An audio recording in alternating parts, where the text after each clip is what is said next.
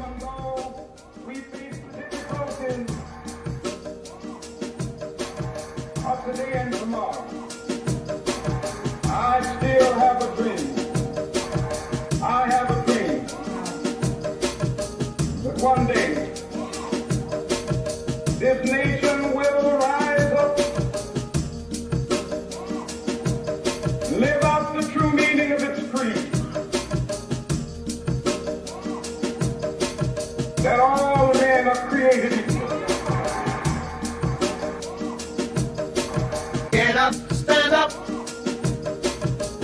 for your right. Get up for your right. Get up for your right. Get up, stand up. Don't give up the fight. Hi, good evening, everyone. This is Rod's Views live, Monday evening, the 29th of April. As I said, I'm here tonight with the leader of the NCC, the National National Coloured Congress. It used to be the CCC. I've got Fadiel Adams here with me, and Fadiel, later on this afternoon, I got some photos people were sending me about you with all of these things laying in hospital, and they asked me, Rod, are you still doing this interview with a guy? I said, well, listen, I spoke to him this morning. He's going to be here. He hasn't told me anything other than that. So that's a good start. You're a man of your word. So in spite of what people are thinking on social media, you are here. So it's going to be an interesting chat. I think lots of people are looking forward to this interaction. So you're a plumber by trade, I take it? All-round construction worker, but I specialize in tiling and plumbing, yeah. Okay. And you now, for how long were you a plumber? Phew. How long is a piece of string? I think about 30 years. Is it? Yeah. Phew, that's long. So, back in the day when social media started, I've had a very good friend of mine, maybe you know him, Brian Ebden. He's late now. The two of you used to have lots of fights on social media. And I used to have to calm Brian down a bit. And then Brian told me all kinds of stuff about you, and you at Brian, and the two of you threatened each other with going to court and all of that stuff, etc. So, Brian is late, ne? Yeah, I actually posted, despite our differences, recently, Brian Ebden. Yeah. And Brian would be very, very surprised me having an interaction with you. He probably would have given me a whole thesis of what to tell you and what to ask you and so on. So besides that, recently someone sent me something about another interaction that you had on social media with another guy. I don't know this guy. He's not worth knowing. Just to put it out there. Don't waste your daughter. Okay, so in any case, that's. I just wanted to check. Are you normally into the fighting mode on social media, or have you calmed down a bit? I don't know what it is, to tell you the honest truth, Rod, but trouble seems to follow me around like a faithful dog. Ek slat die eerste nie. Okay. But there's a reason I don't eat first, is van Murat. So you can ask Brian. I was going to say you can ask Brian, but I didn't provoke that fight either. People seem to just, I don't know, it's my face, it's my I don't know. But people like coming at me, and you know what, where I can avoid trouble, I will avoid trouble, because I genuinely don't have the time for trouble. But okay. There's a time to step back, and there's a time to step forward. Okay.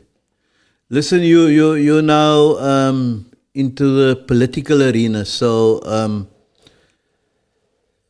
before I get into some of the detail, can you tell us a bit about Fadiel? Maybe some of the softer stuff, some of the stuff that people don't know, that you might want to share, or so on, about family, or what do you like? You like sport? You see, I'm Mighty Arsenal.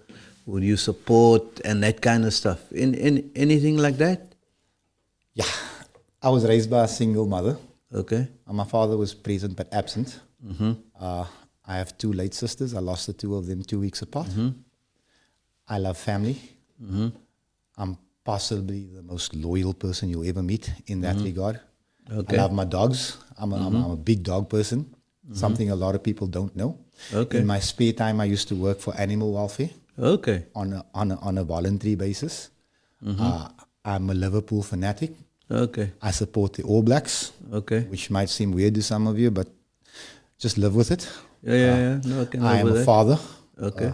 Not the best father in the world, Okay. but I try. You know, guys like us, we didn't have the best role models, man. You know, Okay. in today's terms. So we didn't have much to learn from. So we try to do what we can. Okay. Listen, in Fadiel, you know, people, and you know, people are generally peeved off with established political parties. And I think you were for a period as well, in terms of your rants on social media and so on. I think you guys were almost like a pressure group or something. And so what made you then step into, I know you went into local government politics, but now step into real politics in terms of national parliament and provincial parliament. What made you take that step? I think it's the natural progression of things. You know, we started an organization to be a pressure group to political parties, to try and hold them accountable, because there's no accountability in this country, as you know. A lie caused the formation of the National Coloured Congress. You know, there were 13 families sitting on, I'm not at my best, man, I'm not feeling that well, sorry, in Military Road in winter, in the heart of winter, that had just been evicted from Steenwille. So we had the shutdown of Cape Town for them and the backyard dwellers of Cape Town. We gained a meeting with the MEC, the new MEC for housing, Tertius Simmers. Okay. New brooms, they say sweep clean. That youngster. That, yeah. Yes, Okay. Vijay. You know, he promised that he would house all the evictees who qualified for free housing. And then he stopped taking our calls. Is it? And my words to him was, "Vark, I had seen." So it was a lie, he never delivered on that thing. You know what? The DA lies is what they do. Okay. I looked at the people around me. I said, you know what? Let's start a party. I think Tertius and his handlers were probably laughing at us at the time. I don't think they're laughing anymore. Okay. So let me latch on to something around that, about the DA and so on. You know, I don't like to listen to stories. You know, as an advocate, I always say there's 10 sides to a story. But there's been this thing that has been floating, coming to me and saying that initially that you guys were really a project of the DA to put pressure on the ANC, and that's why they supported the formation of you guys as a pressure group, and then you guys went rogue. Yeah. I see you've been listening to Sebastian Peterson's stories. No, I'm not listening. No, it's not his stories. Okay, so here goes. So 3 guys had a conversation. Okay. One of them was an active member of the Cape Party. I didn't know anything about the Cape Party. Cape Party. The Cape Party, that, you know, that... the Cape Independence. It is a Cape Independence Party, Okay. but it's the original one, the Cape Party. Okay. That was Oscar Lyons. Okay. He tried to get me to join the Cape Party. Now, I wasn't all that interested in politics. And I looked at the Cape Party and I said to him, it's too white. So we sat down, and I think it was 11 points that we made. And we put it forward to Oscar and said to Ibrahim Davids, who was also, he was the other member, and said, go and speak to Jack Miller. Tell him this is what we need as the colored community, feel a part of this to make this thing grow. Jack Miller comes back with 11 rejections. He wasn't interested in anything. Nothing from the colored people. I said to Oscar and Ibrahim, F this guy. Let's start our own thing. So we started Gatvol Cape Townian. Okay. Now remember, Gatvol Cape Townian came to prominence with the Sikalo riots. At this time, I'm being projected as being anti-black. Immediately people latched onto it that I was a DA project, I was a Freedom Front project, I was paid by AfriForum, God weet nog allemaal wie. I think they're eating their words now. It's not that we've gone rogue. We've never had interaction with these people. I refuse interaction with these people. I have nothing to say to them. I'm all about the community that needs me. Okay, no, that's fine. Tell me, I read your people's manifesto that you launched on Saturday, 20-pager. It's very interesting. One of the few parties that have a readable manifesto that is one can easily read and so on. I was quite intrigued by some of the stuff that I read in there. And it gives one a different perspective to what we hear you say, because that's in black and white. It's an easy read, and I would encourage people to read their manifesto. Hold him to account to what's in that manifesto. But we'll delve into some of that a bit later. As I said, it's an easy read. What would you say would be, because you guys are contesting nationally and provincially. Which provinces are you contesting? We're only contesting the Western Cape and the national ballot. Okay. For the simple reason that we simply did not have the funds to contest everywhere. Okay. We'll get back to that funds. Your launch was on Saturday, no? The manifesto launch was Saturday. It was on Saturday. Tell me, what are some of the key issues that you guys or the NCC is offering South Africa? Well, we will not talk with South Africa. What are your key offerings? Maybe 3 or 5. Let me tell you something, Rod. Let's be brutally honest here. I mean, we can always be honest with each other. The NCC will never govern this country. Yeah. So we didn't write a manifesto for the country. Yeah. We wrote a manifesto for the people who we represent. Mm-hmm. Okay. So the most pressing issues are employment, housing, crime, power, electricity, and of course, education. There are many other issues which you can latch onto that, like healthcare. However, those we find are the 5 most pressing issues. Okay.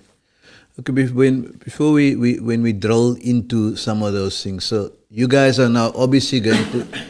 But we don't have water for him. I think I think he needs some water. Put some respect next to my name, please, Nanto. Yeah. Okay. Is because you guys are going to be confronted with some of the global issues as well. That's debated in Parliament and so on. And should you get 1 or 2 seats in Parliament, what would be the position that you would hold when the issue of global politics, and let me focus on 2 in particular, Russia and Ukraine. What should be the position of South Africa in respect to that? South Africa should support Russia. Should support Russia? My position will always be center-left. Okay. I've got no time for right-wing politics. Center-left? Center-left, sir. So you and Julius are not chomis? We have a lot in common, I must be honest. People might not like to hear this, but we have a lot in common. Okay, because he puts himself but as he's far left. No, he's far left. Okay. If he leans any more to the left, he's falling over. So in terms of Russia and Israel and Palestine, what's your position around that? What did the father of this nation say? No, I'm not. Madiba said it. Madiba said it best. Let me quote Madiba for you. Yeah. Our freedom can never be complete without the freedom of the Palestinians. Okay. People very easily forget that when we were facing a struggle, when we were being oppressed, the Palestinians forgot about their own oppression, which was worse, and stood in solidarity with us. The apartheid state of Israel stood in solidarity with its apartheid sister South Africa, who supplied arms, funds, information to keep us oppressed. It was Israel. How any South African can be in open support of Israel today, I think it's a joke. Okay. How do you side with the people who said, skittelen? Okay. No, that's as clear as can be. So staying with global politics. So I am not a global politician. No, but in national parliament, you'll have to express a view about global politics. Just as putting well. my disclaimer. No, that's fine. So you will have to read a bit and study and listen to other people and so on, but you have your own view. So there's an issue that comes up, and South Africa needs to vote, take a position on it.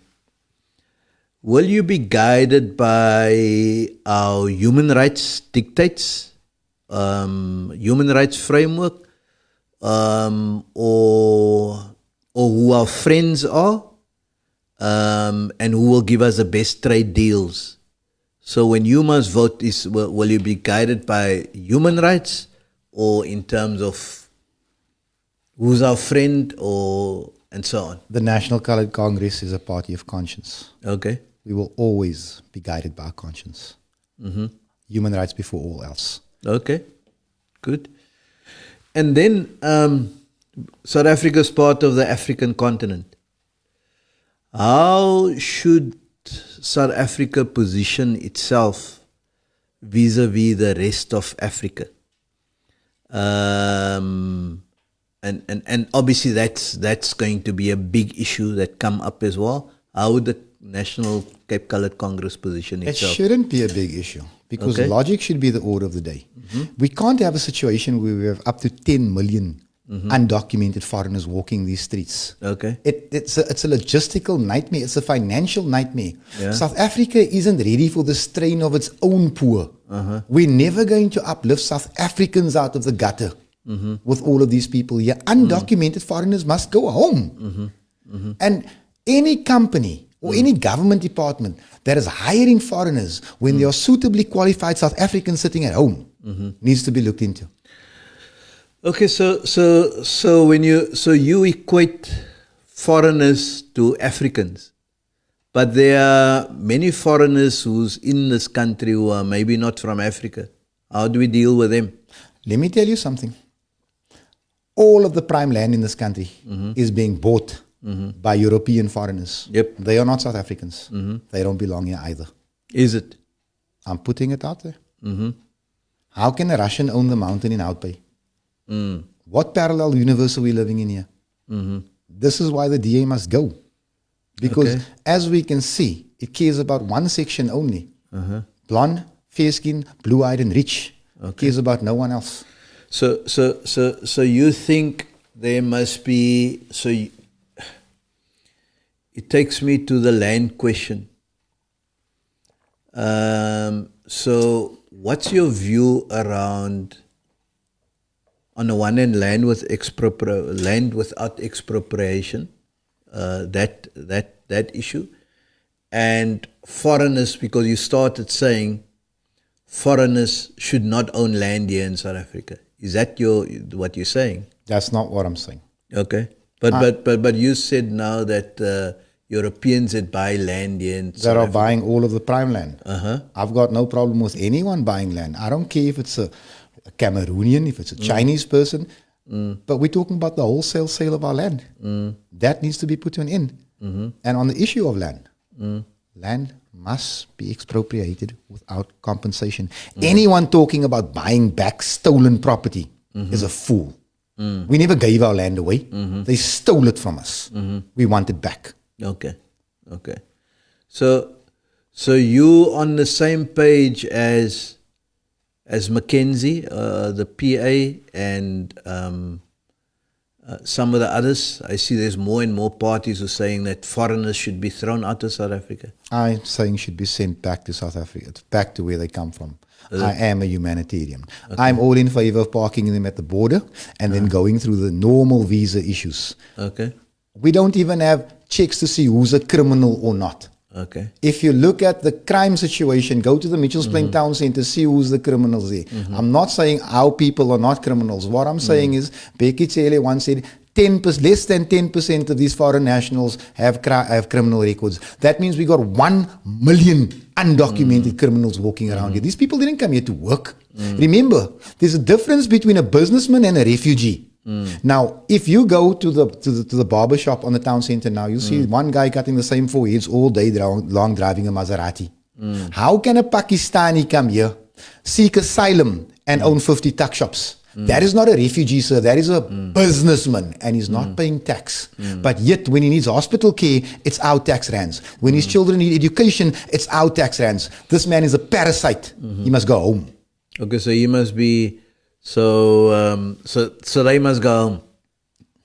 Do I need to say it louder? No, say it clearly. Amahambe. Okay, so as Gaitan say, they must immediately after the elections, they must be put on a thing and they must go. On 15% of the things Mr. Mackenzie says, I am in agreement. Okay. Just like I'm in agreement on certain things Julian says, as I'm in agreement with certain things that John Steenhuisen says. Okay.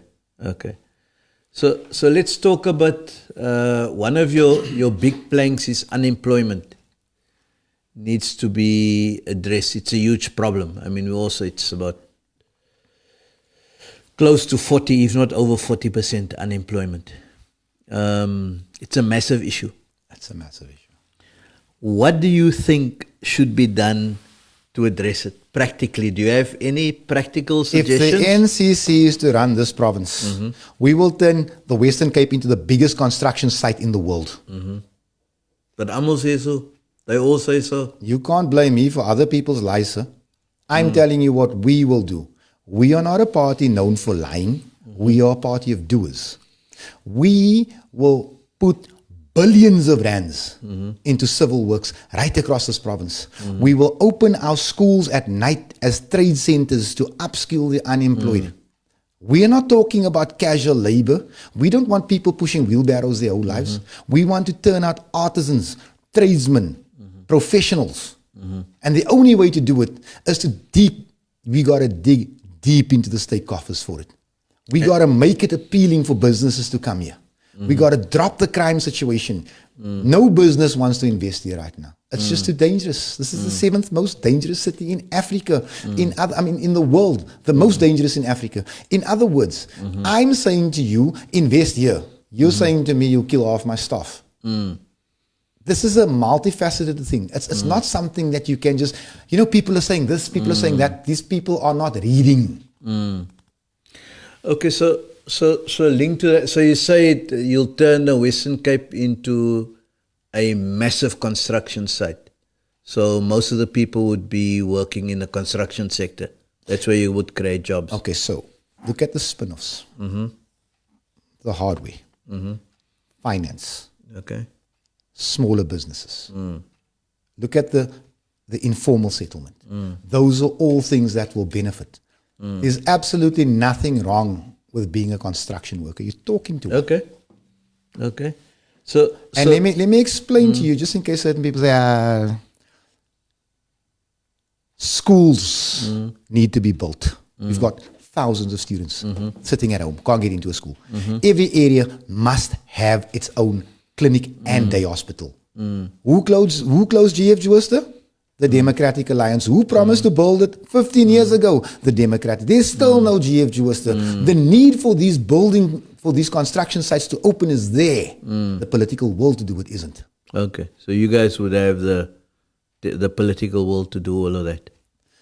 Rod, when the Department of Labor refused to employ colored people, do you know what I did? I shut it down. I got the political will for a hell of a lot more than that, sir. Then Mitchell's Plain. Yeah. When they locked us out of the Department of Labor, I kicked the doors open. I luister gou mooi. Ek trap deure oop vir brein mense. It's there on Facebook. Okay. So listen, so you say now that you trap die deure oop vir brein mense and so on. And in your manifesto, I see how you take it back in terms of our history and the Khoisan and indigenous people and all of that. But I get a sense that you talk about, that you understand around black people, black African people. It's got a place as well. So how do you square the fact that everyone in the Western Cape, or, historically we were all called black, right? Colored, African, Indian. And How do you square the fact that you want to create one nation with your approach to trapidere oop for colored people? Okay, advocate. Let's just let's grab the bull by, Yes. by the horns, not the tail. You have it at the tail. There's no creating anything unless we have parity. No one in this room, no sober-minded person is going to tell me that the colored community is operating on an equal footing. No one. So ek trapidere op until we level. That's when we talk about one nation. Level I'm not with who? coming with everyone. Okay. I'm not coming to a table as a beggar. Because that's what happened at Codessa. And that's why we're suffering. I'd stay away from that table rather. If anybody is going to tell me about this, take our people forward. I'm going to say to you, hold on a second. People have been playing Monopoly for 29 years now. We're not even on the board. How are we going forward together? Certain people have passed begin 10 times. Certain people start past begin. We haven't even thrown a double digit to get started yet. Okay. So coming back to that, and say for example, you guys are in a position where you part of a government or so on, and all of these things must be done in terms of trapidere oop, construction site, dealing with crime, dealing with education, and so on. What's your view about getting the best people to do the job in order to deliver the best services for the broader community? What's your approach around that? It's not negotiable. Is it Best best person for people? the job. You Okay. know what? Cadre deployment is the reason we're suffering. Well, one of the reasons we're suffering. The Democratic Alliance's cadre deployment and the ANC's cadre deployment. Cadre deployment must go. I wouldn't think twice about hiring a DA member or EFF member to do the job, provided that he or she was the most capable person to take our people where we need to go. Okay, so I wanna bring that back to that and forget about their political allegiance, because I mean, if it's the best person for the job, you're not gonna worry what's their political allegiance, number one. But you're obviously going to see in the interview whether it's a male or a female, or the person is white, pink, yellow, colored, black, whatever. So that doesn't count as long as it's the best person. It should never have counted. Okay. And this is the reason for this resentment that I feel towards these people. Colored people are persona non grata in this country, and nobody but us has had the balls to say it. Everybody wants to say it now because it's fashionable. Everybody wants to say it now because it's election time. We've been saying it for donkey's years. Okay. Let's step off that a bit. I want to come back to the issue of people living in South Africa and living in the Western Cape and in our communities, having a sense of being safe. Women and children being able to play in the street, not worried about gunshots, women not being worried about being raped or so on, and the elderly being safe and so on. What would you guys do practically to give people that sense? If I live in Cape Town, if I live in Hanover Park, if I live in Steenberg, if I live in Mitchells Plain, if I live in Googs, I'll be safe. The police is going to do their job and so on, etc. What would you guys do practically? How much time do I have? Don't know, you got like a minute or so. Remember, we're not just talking about We've always crime had a here. gang problem in Cape Town. Yes. Always. But the gang issue is fueled by the drug issue. We attack the root. Why are there no preventative programs in school from grade R? Prevention is better than cure. Cheaper too. So we'd start there. We'd start educating our kids. Stay away from drugs. You know what? A drug dealer can't be the role model in our community, man. But he's the most thriving entrepreneur out there. So we start there. Secondly, we start finding employment for people. The devil does find work for idle hands. Thirdly, get these kids into school. Ensure that there is something for them when they pass matric. We are saying, you know what, this 430 Rand a month SASSA grant, take it away. Feed the child at school, breakfast, lunch, and give him something to take home for supper. Right? The balance of that money, put it in a fund. He's only eligible for that money when he passes matric. Bam, up goes down goes the dropout rate immediately. When that kid finishes school, there's something in place for him to either start a business or go to study. That's how you get rid of crime. Furthermore, policing must be a vocation. On top of that, because we've got too many lazy people sitting in police stations falling asleep, barely knowing how to fill in an affidavit. Furthermore, pay policemen better. How can you have a policeman with 15 years service living in a shanty? The man is susceptible to corruption. Get rid of it. Finally, give the judiciary its teeth back. Minimum services for repeat offenders.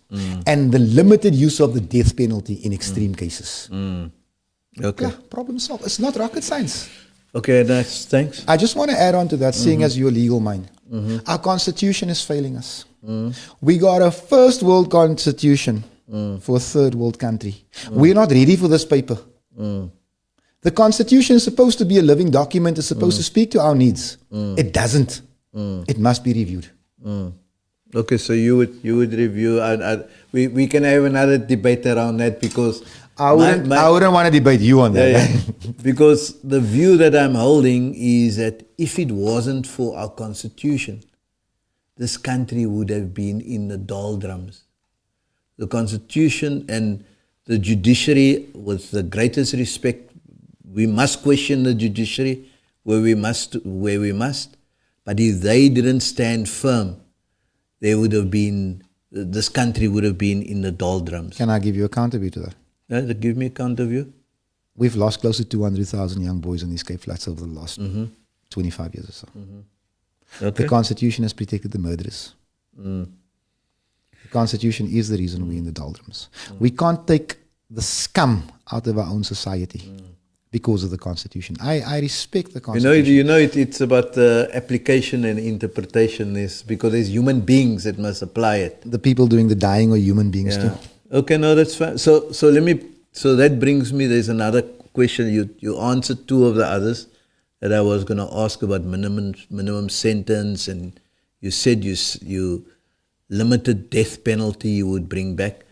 What's your view about the parole system? What would you guys do about the parole system? Do you want my hardcore answer? Yeah, no. With all my friends in prison? I'll give you my hardcore answer. Yes. No parole. And that's your honest answer. That's what you guys will push. I don't care how full the prison system is. Sy het mos geweet hoe sy stron aanvang die tronk is vol. Okay. You made your bed. Lay in it. Okay. So that brings me to another hardcore, probably. Let's get a hardcore answer. Corruption is a huge thing in our country. It's a huge thing. That's why I was involved and started the SA First Forum and so on to push back, let our people push back. Politicians are so quick to say they're anti-corruption and so on. So let me put something to you practically. So there's a serious allegation of corruption against one of your members who's in Parliament. This is hypothetical. Okay, hypothetical. I was about to say, tell me who it is. No. So there comes a serious allegation. Rod Solomon is a member of NCC, he's a member of Parliament, serious allegation, blah, blah, blah, blah, blah. Or even, there's a serious allegation against you. Stand down. What should be the position around that? Stand down. Stand down until you are clear. Okay. That is my view. Then I also want to say on the issue of corruption. Corruption is so deeply rooted in this country that I'm of the view that we should offer an amnesty to all civil servants. Because we're never going to find out what's happening. So we should offer an amnesty and say, step forward. Tell us what you've done before we find out. Hold on to your pension. We'll move you into a different department. But we need to know where the rot is. We need to know how many of you are involved, who the contractors are, so that we can address this thing. Because right now, R1 trillion has been siphoned. Say it slowly, Rod. A trillion. Now, people might take a shot at me for saying, yeah, die skelms laat weggo. I'm saying, no. Let us find the loopholes in the system so we can close them. Okay. Let's see how that goes. Then link to that, because you mentioned a number of stuff that must be done and it's going to cost money and so on, etc., etc. What would the NCC's position be about all of these cabinet ministers that we have and deputy ministers and the perks that they get, the benefits that they get, and even the benefits that the members of parliament get? They get subsidized food when you go there. They got vetrak. You get subsidized food there, and they can fly so many flights and all of that stuff and so on, etc. What's your view about all of those perks? So you heard me tell you that I'm a center leftist. Yes. That should tell you quite a bit. I feel that the cabinet is bloated. It should be trimmed to a maximum of 8 ministers, 8 deputy ministers. 8 8. in South Africa? I'm telling Nationally. you. I'm telling you. Okay. In addition to that, MP salaries should be slashed by 50%. All of them? Subsidized food, it's a non-starter. Many taxpayers can't buy food tonight. You know, this is the same government that finds it fitting for people to live on EPWP salaries of 130 rand a day. Man, they eat that for their breakfast starter. How can it be that a father slaves for 8 hours, earns 130 rand, and still has to go scarrel to feed his kids tonight?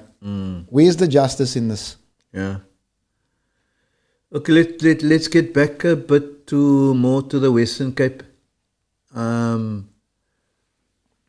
It's regarded as one of the most unequal cities. Forget about South Africa being one of the most unequal countries in the world. The Western Cape being one of the most unequal places in the world. What would you guys do to narrow that divide between white and black, and rich and poor, and prevent the middle class to be diminished? I would love to talk about a wealth tax. Okay. That's a start. I'd also bring you back to the issue of land expropriation, because that's where the answer to most of our problems are. I also want to say to you, I took my kids to Franshoek one day and we drove 25 minutes and I stopped. I said to them, you know what, on this whole drive, That beauty. I said, all of this land belongs to one person. We're never going to bridge that divide, not in our lifetime. But we can start laying the foundations by doing the simple things. Let us upgrade the quality of our education system. Let's give better health services. Let's get the skills developers and the entrepreneurs out into the communities. Let's create the night markets. It's going to be a slow process. You know what? Certain parties act like they have the magic wand for all of this. There isn't one. But certain things need to happen. Fishing must be nationalized. The mines must be nationalized. A handful of families cannot be the sole beneficiaries of the mineral wealth of this country. We will not eradicate poverty in our lifetime. I'm going to come here tonight and admit it. I'm probably going to be the only politician that's going to do it. But we can narrow that gap by 15 or 20% before we go. It is possible. Okay, what's your view? You remember you said you spoke to the Cape Independent people and all of that stuff. So what's your people's position around the Western Cape wanting more powers from national government? Wanting to take more and more powers? It's a brilliant idea, but we can't trust the party that couldn't get my city to work with those powers now, can we?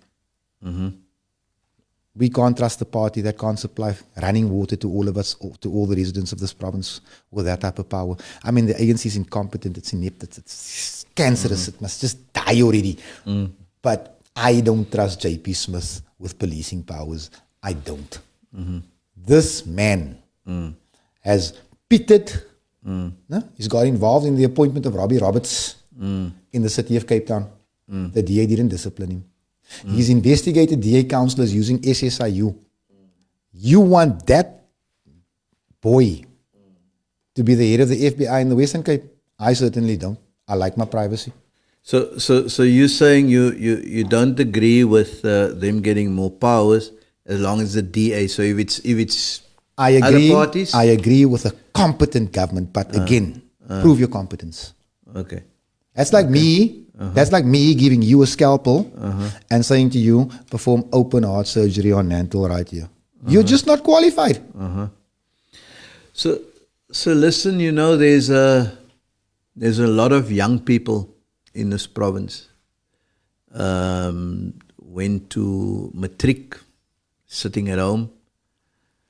Some graduated, don't have jobs, and all of that stuff. I mean, you under 50, isn't it? Yeah, barely, barely. Barely. So it's good. It's good to see under 50s wanting to go into politics. So what will you give people, do as a premier, to give people a sense that, or especially young people, that it's not, having an education is not a waste? What would you do to let them believe that having an education is something? Remember, our parents used to say, because of education, we could get out of poverty. And that's why lots of us went to go and study. So in the two things. Firstly, I don't want to get into politics. I genuinely don't want to. I love construction work. No, but you're in politics out now. of necessity. Okay. Let me just put that on the table. Secondly, for the colored boy, what's the point in passing matric? Puta's got matric. Is it al 5 jaar by Daddy's got matric. Uncle Wani's got matric. They can't find work. There must be something tangible. Yeah. And that is the equality that we're fighting for. So what will you as premier do for that boy not to think like that? I'm asking you that. You now in a position to let Johnny not think like that. I will offer the guarantee that you can upskill yourself once you pass matric. That we can open doors for you via your upskillment. Like I said to you, we will turn our schools into skill centers. We don't need to build any extra buildings. I'm saying to you that for a colored lady with brilliant grades to get into varsity in the Western Cape is impossible. It's near on impossible. For a what? For a colored boy. What's the intake at any varsity? Colored intake. Keep in mind that 50%, roughly 50% of the matriculants in this province are colored. You've been to UCT, I can see. You don't see us there, do you? Well, you have to look. No, you got to search. But we should be in plain sight.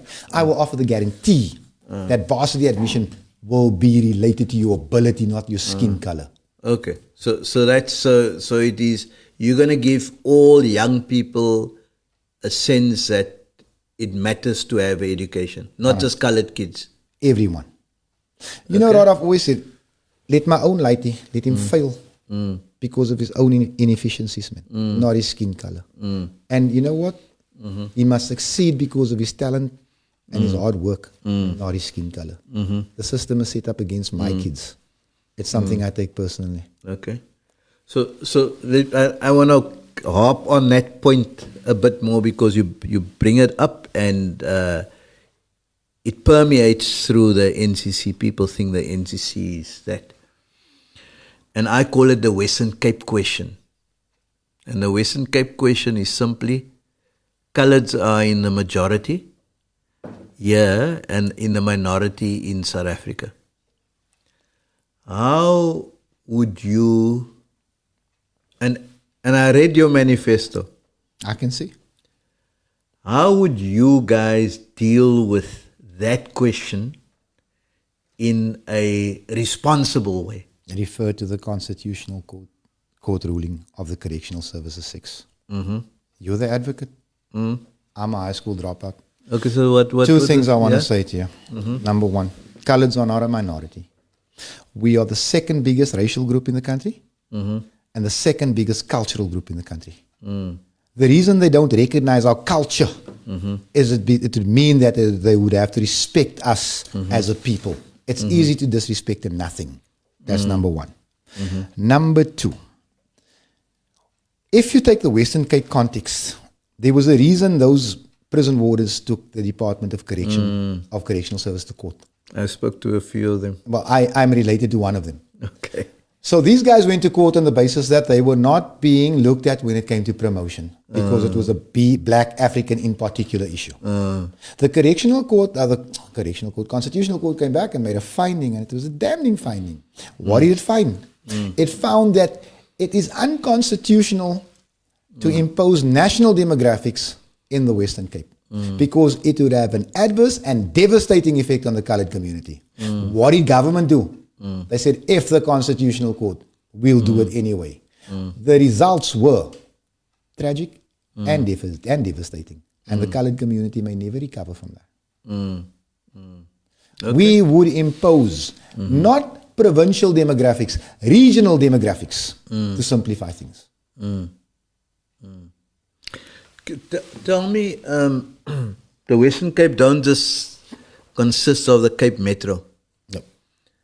And in our rural areas, people are particularly struggling. And there I talk all black people in my black consciousness kind of language. Africans, coloreds, and particularly Africans and coloreds. What would you guys do to, if you're in the provincial government, to bring that people into the mainstream and give them a sense of dignity and sense of hope? The people who's in our rural areas, in the outskirts, So the sad who thing, are at the mercy of farmers and all of those down there. the sad thing about rural South Africa is that the son of a farm worker will in all probability be a farm worker. And that is what we need to attack. We need to ensure that these young boys and girls who are born into this modern day slavery make it through school, that they can achieve things outside of farm work. And there's nothing wrong with being a farm worker. However, there's more to life than that. We also, if you read our manifesto, speak of a 10,000 Rand a month minimum wage. It's one of... Daar is a groot minimum wage. You and I couldn't live off it, Buddha. So it's not big. These farmers make millions. It is time that they learn to share the wealth. They've had it to themselves for 400 years. I take you back again to land expropriation. These farms must be divided so that there is some type of profit share. People, the stupid people out there, let me say it loudly, will say, yeah, hulle gaat die plase op mos. Because I've heard this stupid rationale. You know, to these slaves I say, farmers don't farm. Farm workers do. You know, I always say when I drive down rural areas, I mean, I think deep down I'm actually a farmer. I want to be, you see that thing that I do at Oudtshoorn Eco Village, my garden and all of that stuff. I'd love to have a small holding to so on. The point that I always make when you see all the land is, and when I think about the land without expropriation, the mantra that you have and Julius and all of them is, no use you do that. People must work the land. And it's hard to work the land. And it's a difficult thing. But that's the only way that it can be done. So are there going to be conditions to breaking up these farms? Are you going to give it so a teacher or a doctor, a professor, they get and then they go and employ someone to go and work that land for them? These farms must be given to the people who work it. There must be skills transfer. These people know how to plant. They know how to grow. What they do not know is how to administrate. That is a skill that we can teach. Okay. I want to say to you, it's hard work. But I want our people to work hard for profit. Right now, they're working for food and foul vein. That must be rejected with contempt. Okay. Listen, so one must be, maybe it's a miracle or not a miracle, or in the scheme of things, etc. You become the premier of the Western Cape. What would be the 5 things, immediate things, you would do during your first, I don't give you 100 days, I give you 150 days. Can I have 200? No, you go 150 days. What are the 5 things? 5 doable things. 5 doable things that will make an impact that you would do immediately. I'd get the trains to drive immediately. The trains? The trains. Okay. Immediately. Number 2, I'd break the school day into 2. I think it's in the manifesto. Yes. So the reason we do that is because of the traffic situation in Cape Town, no one leaves the house at 6 o'clock anymore. Everybody tries to get out earlier. So school children from working parents will start school at 6. They will be at school from 6 until 1.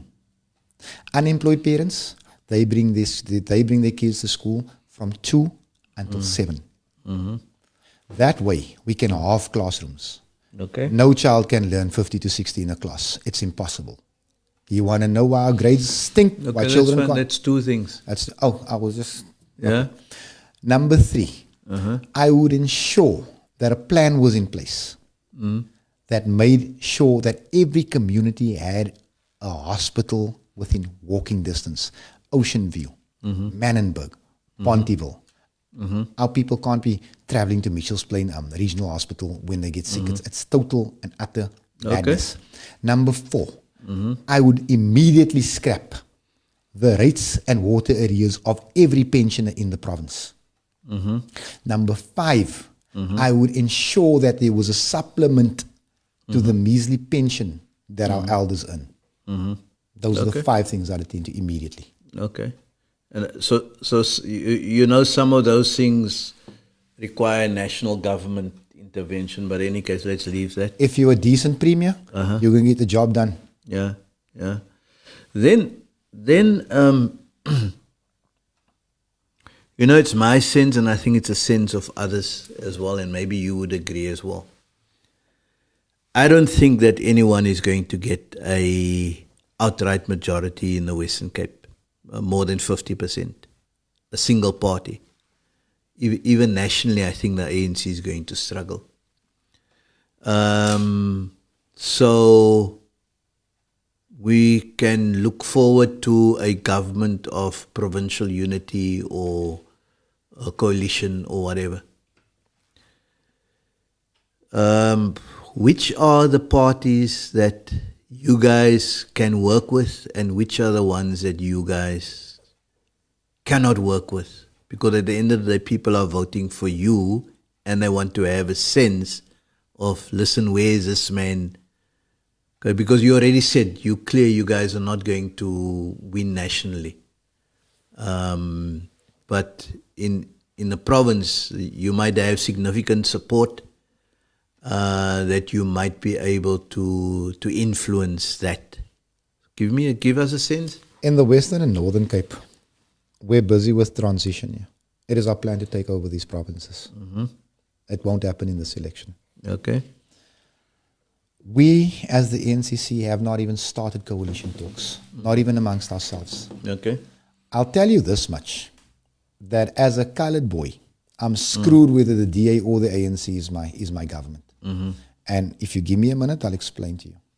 I have to hear every day from stupid coloreds and right-wing white people how fortunate I am to live in the Western Cape. What a fantastic place it is under the DA. It is if you live on that side of the M3 and that side of the N1. Where we live, it's pretty crappy. As a matter of fact, I'll take it a step further. Gauteng is under ANC rule, correct? Yeah. But Eldorado Park is a better place to live than Manenberg. The DA is killing the colored community. I, for one, cannot see myself working with the DA or the ANC. I must just put that on the table. But the party will guide us. The party will make the decision when the time is right.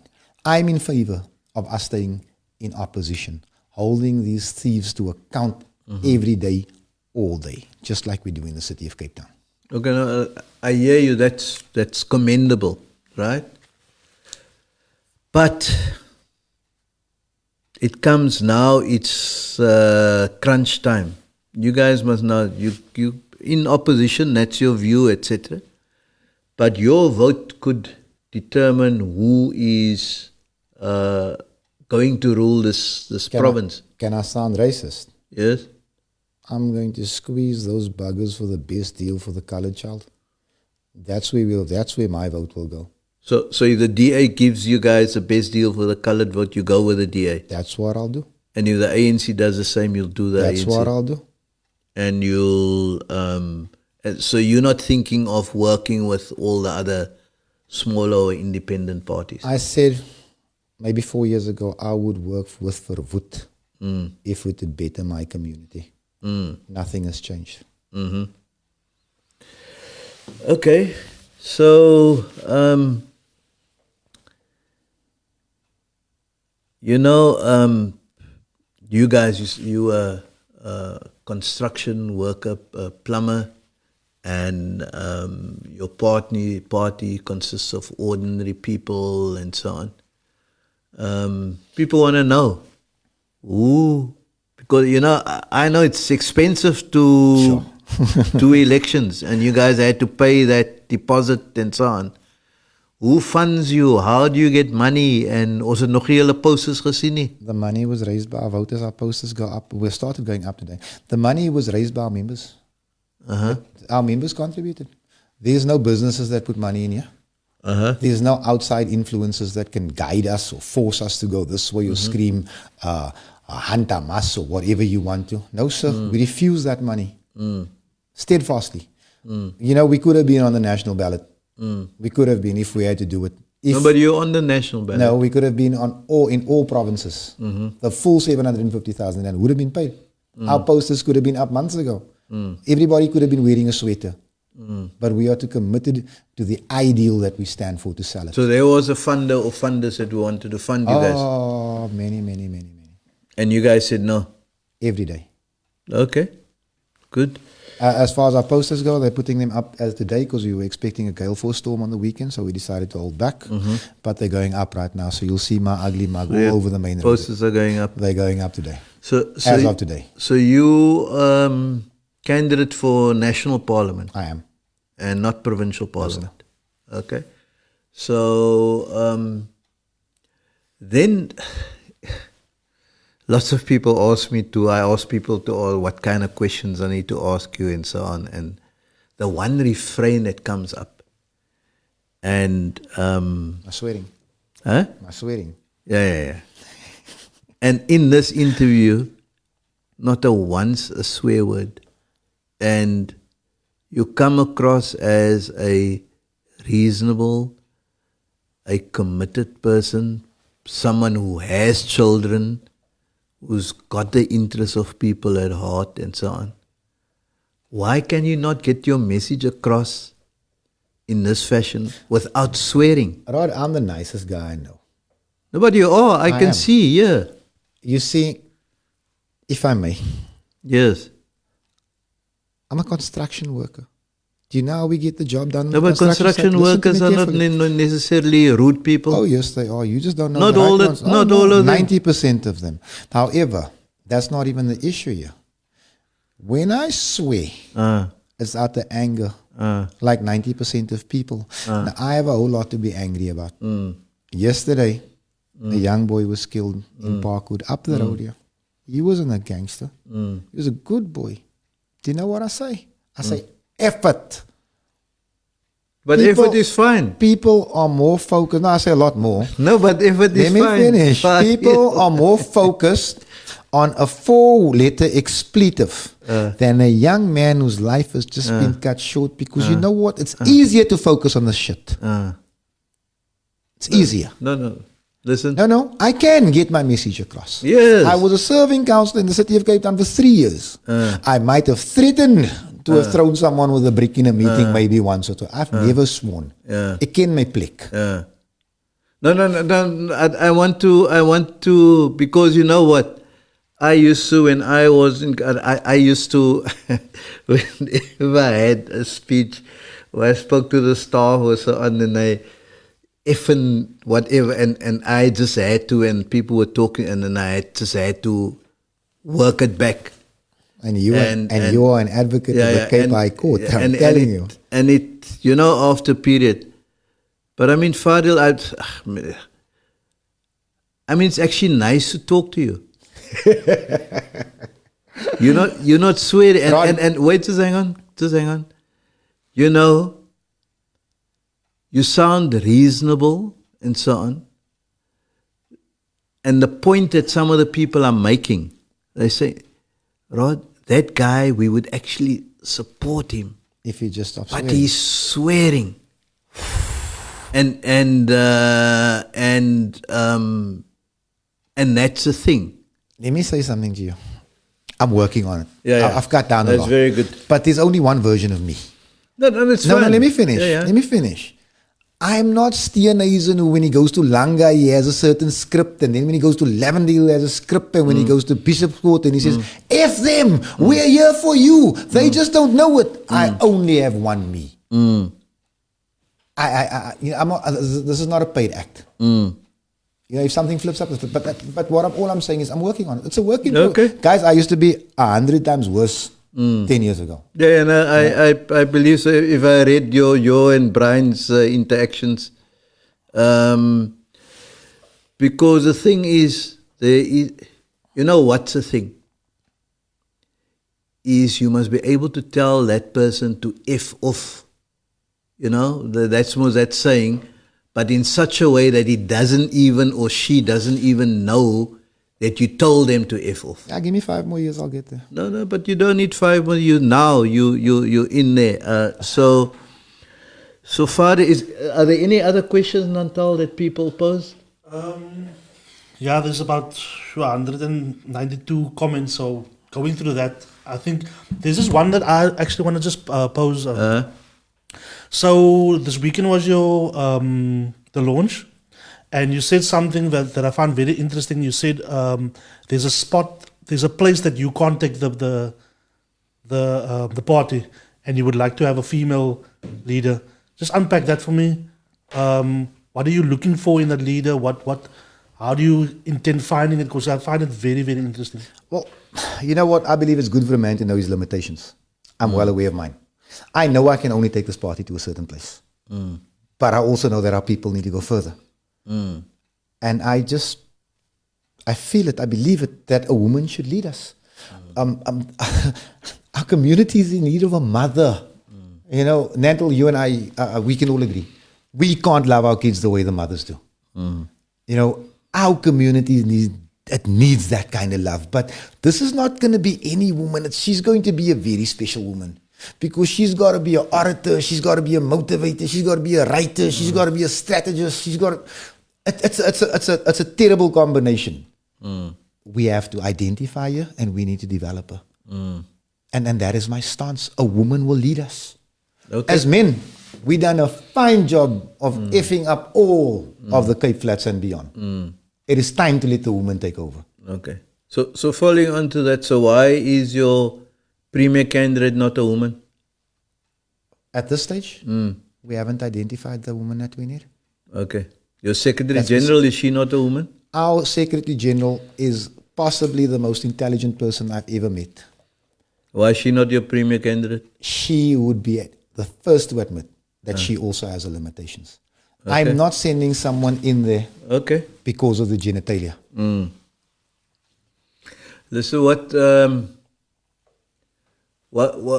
the price of a kilo of sugar? My wife does the grocery shopping. If I'm going to guess, I'm going to tell you it's about 20 rand. Okay, the one thing that you must, the person who's going for the poor and so on, you got to know these things. Now, if you were ask me what the price of half a bread is, I can tell you. No, I don't want to know the I'm offer. saying that's what the poor buy. Poor people don't buy a kilo sugar. Hulle koop 'n rand suiker, man, ja. Okay, but don't just send your wife to go to do the shopping. You must also go sometime. Rod? Did you see that I was in hospital yesterday? No, forget about No, let me yesterday. tell you why I was in hospital yesterday. I was in hospital because my body shut down. Okay. Look where I'm sitting now. I'm glad. I don't go home when I go here. I go to another meeting. I get home at 12 o'clock tonight. Shops are closed by then. My wife has to be mother and father to my kids for the next few weeks. Okay. For, any other questions, Nantal? There was a question about what is the stance? Let me just get the mic. What is the stance on the new law of pension funds, two-pot system? This person, I thought maybe you. I think it's government's way of stealing the last little bit of money that is left in this country. I think if you're a smart civil servant with enough years behind you, Take your money now. take your money and run. Because I can tell you now, 10 years from now, people are not getting pensions out of these people. Okay. Fadiel, thanks. It was nice having you here. Say informative, man. And thanks for coming. No, not Say informative. informative. No, it was nice. It was good interacting, giving people a sense of the Fadiel that I've seen developed over the while that I've met you. All the best with the campaign. Anything else you want to add before you leave? You know, people, if you ask 10 people for their opinion on Fadiel, you're probably going to get 20 different stories. But the fact of the matter is, I'm just one of you. I'm a normal guy. You know, I have simple tastes, and some would say a simple mind. All I want is the best for everybody. That's it. But Not only for the coloureds. no, you know what, boss? Let me explain something to you. In my view, the three most important people in the history of this country: Bantu Steve Biko, Oliver Tambo, and you're going to disagree on this one, Desmond Tutu. A racist doesn't make that statement. I would say I disagree with You're you. probably going to because you come deep from the ANC. But all I'm going to say, listen to what I'm saying. A racist doesn't make that statement. He's going to squeeze a Dalla Umar or Imam Harun or whoever else in it. I'm telling it to you as it is. Okay. So all I want is what's best for everyone. And what's best for everyone is equality. I want my lighty to fail on the same field as the black lighty, as the white lighty. Right now, my lighty is not allowed into the gateman, and that's just something that I can't live with. Okay. People, thanks. That's Fadiel Adams for you of the National Coloured Congress. Yo, he Yeah? struggled with that, Nanto. Yeah, because I said CCC, National Coloured Congress. Wait. I've got another question. Sorry There's one question, yeah. Can you just, there's a discrepancy on the ballot. Can you make that one clear for everybody? Okay, yeah, before we go. So we registered the party as the Cape Coloured Congress, the CCC. And then, of course, there was an outcry from other parts of the country that we should include everyone, and we changed the name to the National Coloured Congress. So the abbreviation for that is NCC. So we jumped through all the hoops that the IEC put before us. They gazetted the name, the abbreviation, the logo, everything is passed. And then when it's time to go to the ballot, the IEC comes back to us and says, no, there's a National Communist Congress, so you can't use NCC. And we say, yeah, but you know what? You gave us this whole long checklist. Long and short is that despite the fact that the National Communist Congress is not on the ballot, They're not on the ballot. they're not on the ballot, they won't let us use NCC. So we've had to revert to CCC, which is a bit of a challenge, but I'm confident that we'll get past it. Okay. Okay, yes, people, that's Fadiel. You've heard what he had to say. You can watch the podcast. It would be uploaded on the Cape Conscious Media YouTube channel and the Rod's Views YouTube channel soon. Then you can, at your leisure, you can listen to this again. Hopefully it will assist you to make up your mind who you're going to vote for in the elections, both nationally and in the Western Cape, because that's where they're contesting. And before we end, there's a feel-good moment. I always end the show with a feel-good moment, not only on doom and gloom. And are you playing the music, or can I say? No, cover it. I'll do it. Yeah. So the feel-good moment for me is, it's a pocket dynamite. She's a pocket dynamite. She comes from the Cape. She has done this country proud. She has done us, who's from the Cape, proud. She's done the soccer fraternity proud. We lost a bit of hope in our national soccer team, etc. And then this lady came. Her name is Desiree Ellis. She's a coach of Banyana. Some say she should actually even be the coach of Bafana. So Desiree was awarded with a honorary doctorate at last week by CPUT. I've got a view on honorary degrees and so on, but that's well deserved. As I always say, our people have talent. Desiree has it in bucket loads. She is a person with her feet on the ground. She's a humane human being. She wants to do good.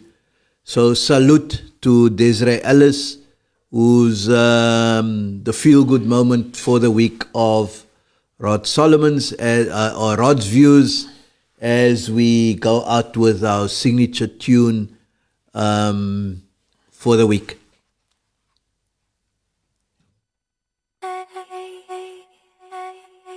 Don't worry about a thing. Every little thing gonna be alright. Singing, don't worry about a thing. Every little thing gonna be alright. Rise up this morning, smile with the rising sun. Free